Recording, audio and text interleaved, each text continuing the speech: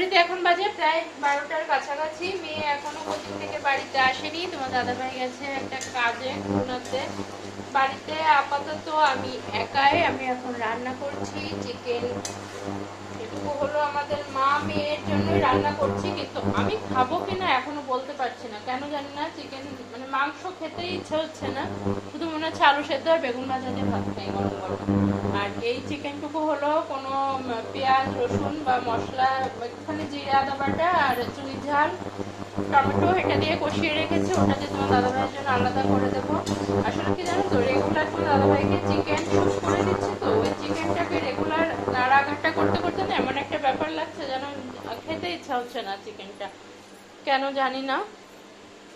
যাই হোক, গতকাল ছিল মাঘী পূর্ণিমা, পাশে একটা দিদির বাড়িতে পুজো হয়েছে। আমি যেতে পারিনি, তোমার দাদাভাই গেছিল একটা কাজে, সেখান থেকে আসতে আসতে অনেকটা দেরি হয়ে গেছে। এই যে সেখান থেকে প্রসাদ দিয়ে গেছে, লক্ষ্মী পুজোর লুচি ডাল, আর এখানে আছে নাড়ু, নারকোল নাড়ু। তো এই হলো এখনকার অবস্থা। রান্নাঘর এখনো ছড়ানো ছেটানো, এই যে এখনো কিছু পরিষ্কার হয়নি। বিছানাপত্র তুলে নিয়েছিলাম সকাল সকাল, আজকে স্নান দান করে নিয়েছে। ওই যে বললাম তোমার দাদাভাই বেরিয়েছে।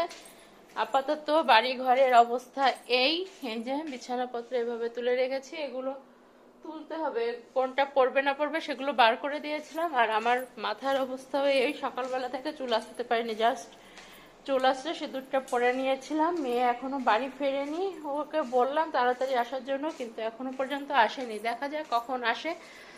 তো এইটুকু এখন তোমাদের সঙ্গে শেয়ার করলাম। গতকাল করেছিলাম দেশি হাঁসের ডিম, অনেক দিন পর হাঁসের ডিম খেয়েছিলাম, ভেবেছিলাম তোমাদের সঙ্গে একটু শেয়ার করব হাঁসের ডিম এটা। তো কোনোভাবে সেটা সম্ভব হয়ে ওঠেনি, প্রচণ্ড ব্যস্ততার মধ্যে দিয়ে দিন কাটছে। তো এই হলো আজকের আপডেট। তো ঠিক আছে, আবার পরে আসছি, টাটা।